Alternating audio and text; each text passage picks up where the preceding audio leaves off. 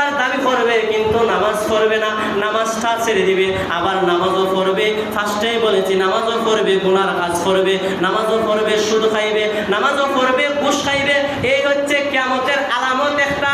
এখন বলেন তো নামাজি বেশি না বেনামাজি বেশি?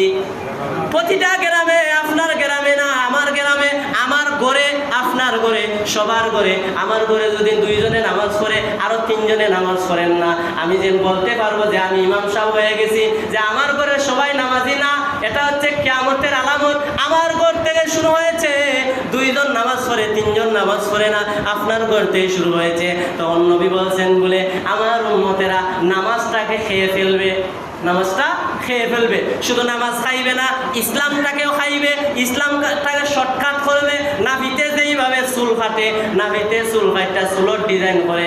আজকের সমাজে দেখা যায় কিছু আলিম সমাজ বাড়াইছে, নবীজির সুন্নত নিয়া, নবীজির মিলাদ নিয়া, ইসলাম নিয়া, নামাজ নিয়া। কেউ কয় নবীজি নামাজ এইভাবে পড়ছেন, কেউ কয় নামাজ পড়ছেন খমর বানছেন। এইভাবে আছে না নাই?